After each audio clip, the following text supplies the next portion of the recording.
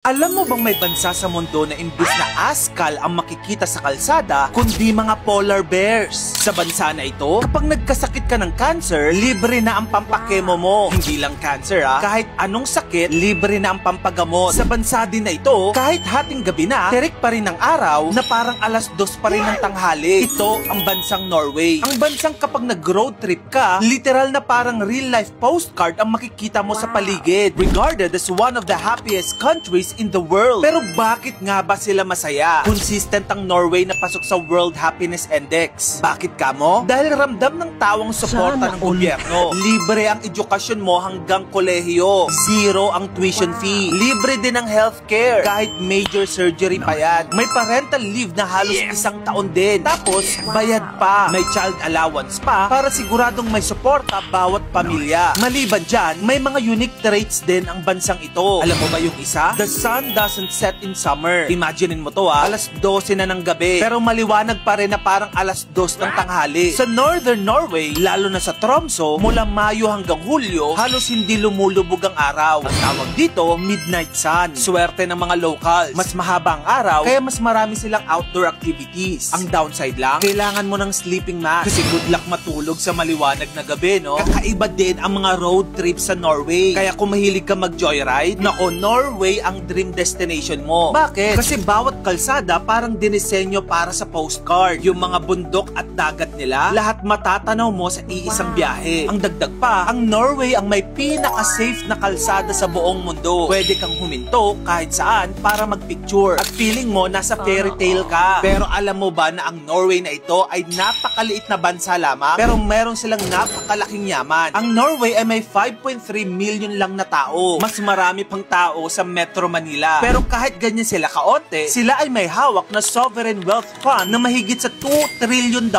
O kung i-convert sa peso, that's 110 trillion pesos. Wait, ano ba yung sovereign wealth fund? Parang ipon yan ng pamilya. Kapag may extra kang pera, imbis na ubusin sa luho, ini-invest mo para lumago. Ganun ang ginawa ng Norway. Yung kita nila sa langis at gas, inipon nila yon at ininvest sa stocks, bonds, real estate at global companies. Kaya nga marami nagsasabi na malabong mabankrupt ang bansang ito kasi napakarami nilang ipon. Parang $340,000 yan bawat Norwegian citizen. Imagine kung ganito rin sa Pilipinas, no? Bawat Pinoy, instant milyonaryo. Sa Norway, kung pupunta ka sa pinakahilagang part ng bansa nila, alam mo bang doon ay mas marami ang polar bears kesa sa tao? Kaya tinawag itong realm of the polar bears. So confirm, hindi lang makikita ang polar bears sa Antarctica Sa Norway, meron din yan sila. Maliban sa mga bears na yan, kilala din ang Norway sa kanilang Northern Lights o Aurora Borealis. Ang Norway kasi ay nasa gitna ng Aurora Belt. Kaya isa ito sa best spot para makita ang sumasayaw na ilaw sa kalangitan. Ang peak time, between 11 PM to 2 AM. Kung makakakita ka nito, siguradong once in a lifetime moment. Parang bonus level yan ng kalikasan. Pero wait, ano nga bang sikreto ng Norway? Simple lang. Ginamit nila ang natural resources para mag-ipon at mag-invest. Hindi para iwaldas ng iwaldas. Tinayak nilang lahat ng mamamayan na kikinabang. Hindi lang ang mga politiko. Pinahahalagan din nila ang kanilang equality at kalikasan. Ngayon, ang tanong, kung kaya ng bansang may 5.3 million lang na tao, bakit dito sa atin sa Pilipinas, hindi natin magawa-gawa? Norway may $2 trillion